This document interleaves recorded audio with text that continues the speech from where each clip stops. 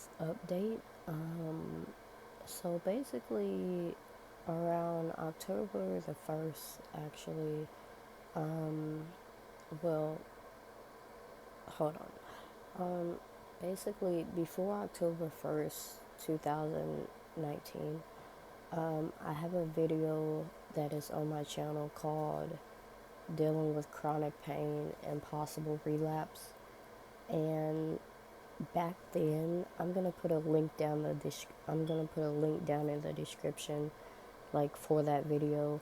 But I felt that I was relapsing then, so I'm gonna put a link down in that video for that, down into this video for that in the description. But so that video was when I was first relapsing. Fast forward to October 1st.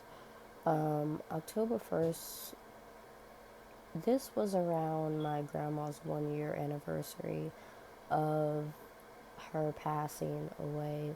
I don't know if anniversary is even a right word for it, but anyway, it was around her 1 year passing, and October 1st, I went into the hospital.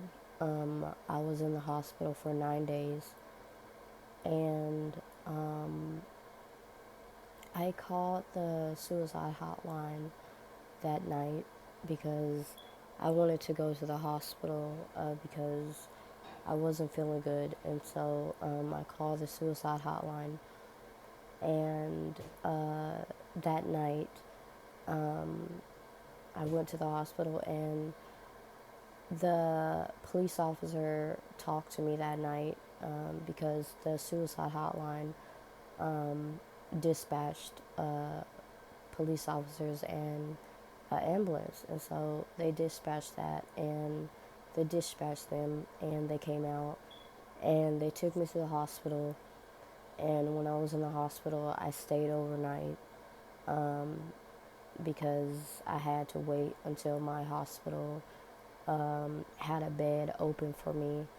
And during that time, I stayed in the hospital for 9 days. Yes, 9 days. And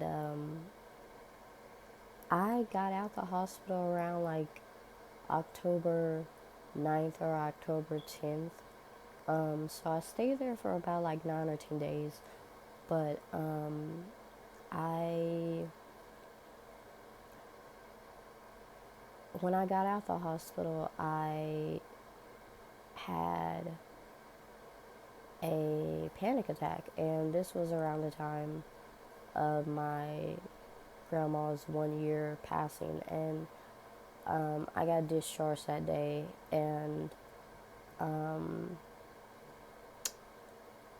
after that, I got let out the hospital, and after that, this was around like the 12th, I went to go see my grandmother, which probably wasn't a good idea because of her 1 year passing. And the night before I went to go see her, I ended up in the emergency room and had a panic attack.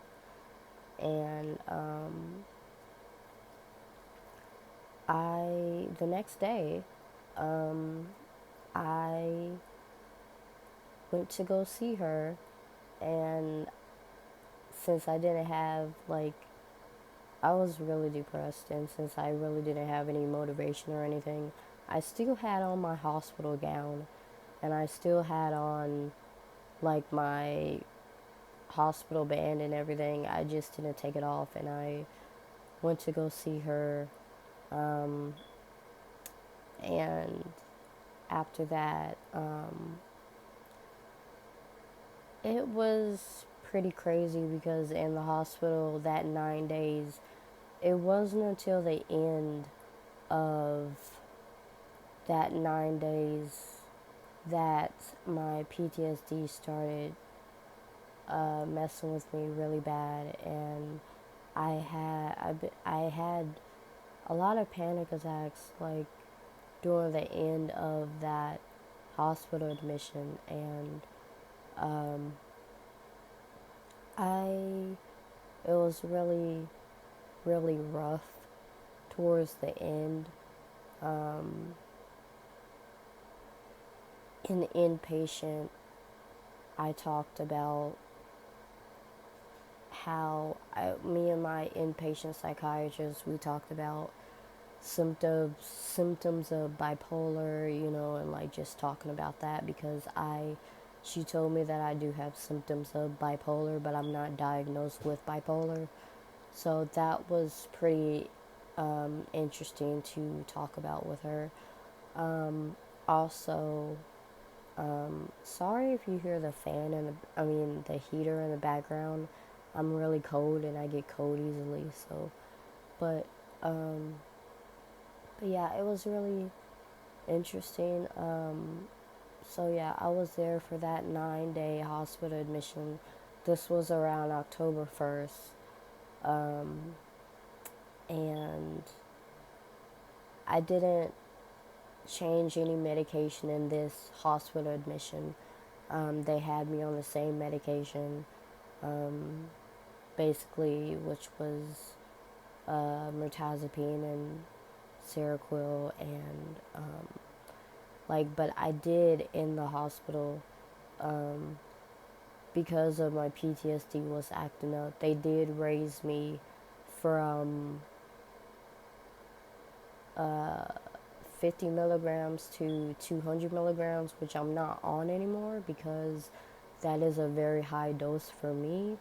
And we think that that was causing my panic attacks, so we lowered it down. But I think that I had panic attacks because, well, first it was around my grandma's 1 year passing, and also because before I got in the hospital, I wasn't necessarily on track with my medication, and so I was off. And then they automatically put me on,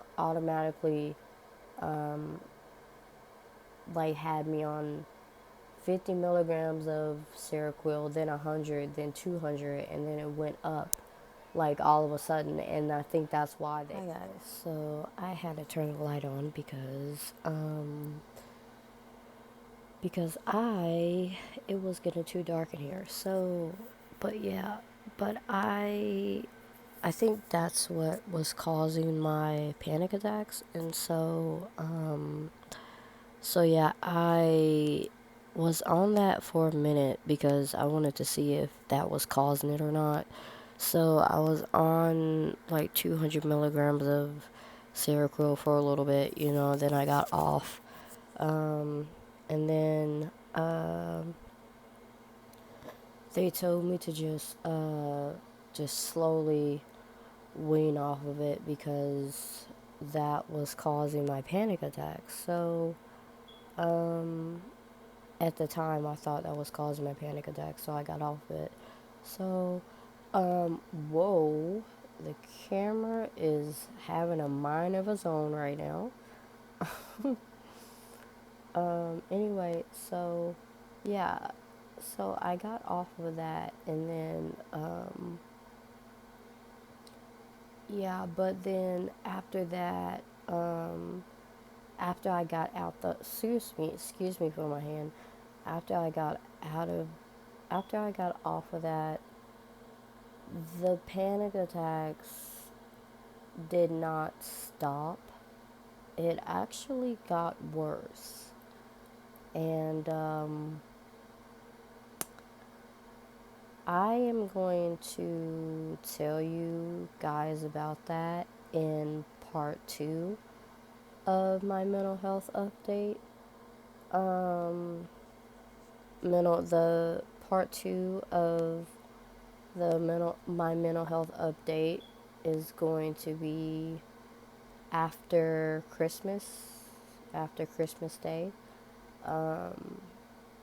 So I just wanted to update you guys about that. And this is pretty much the short version of what all is happening, basically.